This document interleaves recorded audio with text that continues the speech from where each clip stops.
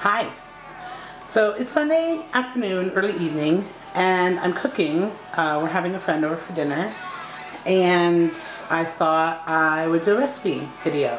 Maybe two, because I'm cooking two dishes. One is a brand new dish that I've never tried before. This is part of my challenge for Losing It with Rebecca's 7-week challenge. Her mini challenge for this week is to try a new recipe. So this is the new recipe. And then I've got another oldie but goodie, actually two oldie but goodies, and I'll have to explain one to you separately because it's already in the oven. But another one's an oldie but goodie, and it is a hit with a lot of people. And I originally got it from a Weight Watchers member, gosh, 10 years ago. God, that's how long I've been doing Weight Watchers, off and on. This is the last year that I can say, oh, moving on, Heather. Okay, so the recipe that I'm starting now is roasted apples and Brussels sprouts, which I never would have thought to put them together. I know bacon goes really good with bacon goes really good with Brussels sprouts, but this one is lower in points, and here we go. So I have a pound, well, a little over a pound. The recipe calls for frozen Brussels sprouts, but I prefer fresh, and they were cheaper, actually. The frozen Brussels sprouts were $2.99 a pound, the fresh were $2.49 a pound. So, you know, frozen isn't always cheaper or better. So I'm just going to make these a little extra longer than the recipe calls for, so that I can get them nice and soft, because they're not the frozen ones. Anyway, I have a little over a pound of Brussels sprouts. I've washed them, I've chopped off the little end bit, and I peeled off the outer layer of the Brussels sprout because it was kind of rough. So that's those. And I have the zest of 1 lemon, and then I'm going to put in the juice of 1 lemon.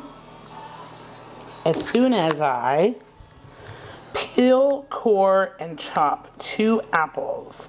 So these 2 apples are going to get peeled. Well, I just said that.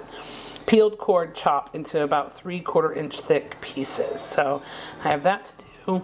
I'm going to add the lemon zest now, and then I'm going to wait to add the lemon juice until the apples are on, because that lemon juice will help keep my apples from browning before I bake it. So I'm not going to bake this for a little while because my guest isn't coming yet. So, but I want to get as much done as possible before he gets here. So I'm going to put the zest over the Brussels sprouts, and I'm going to chop the onions, and then I'm going to chop the apples.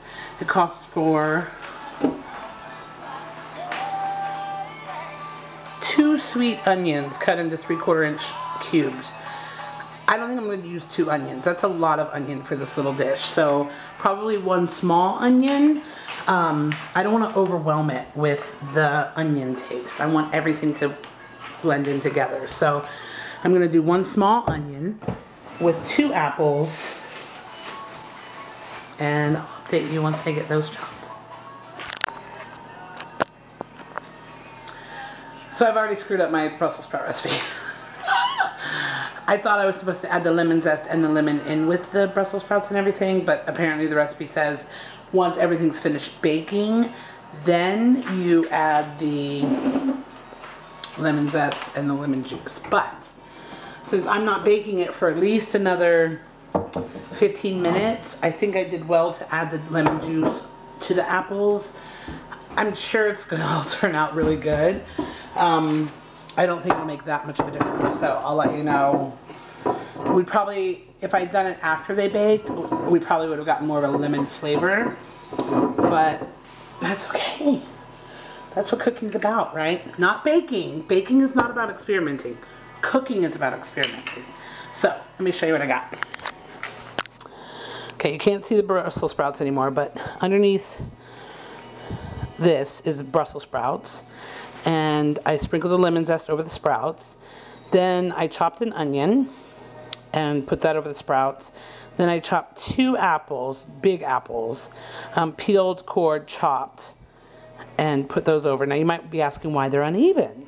Well, I don't know if you guys have this little device, but you can find it at pretty much any county fair. They have people selling them.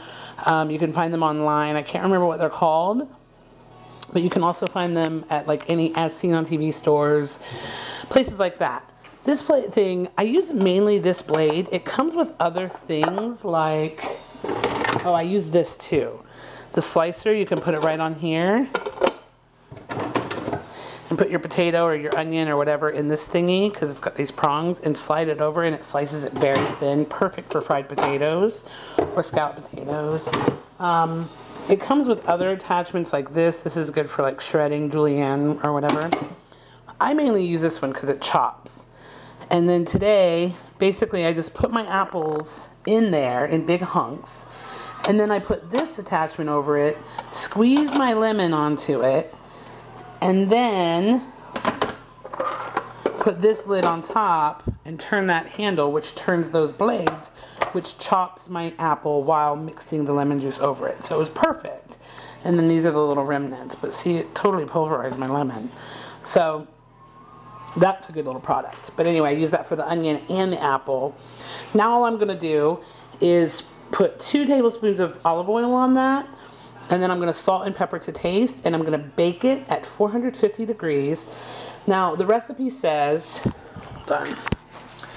The recipe says that you should bake it for 20 minutes at 450 degrees, but I'm using fresh Brussels sprouts, so I'm probably going to go about 25, 30 minutes, maybe a little bit longer. It just depends on how long it takes the Brussels sprouts to get nice and done, and then the onions to get caramelized. I want that nice caramelization. So, which shouldn't be a problem with the sugar from the apples and the sugar from the onions. We should be good. We'll see how long it takes me to bake it. I will let you know.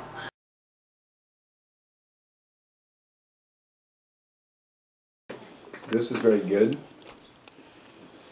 Some people are weird about Brussels sprouts though. Yes. And cabbage. That's why I asked you if you liked, if there were any vegetables. I was like, how do you feel about vegetables? What do you think of the Brussels sprouts? Me? Yes. Oh yeah, it's really good. It's sweet, it's Brussels sprouty, and it's oniony. It's just really good.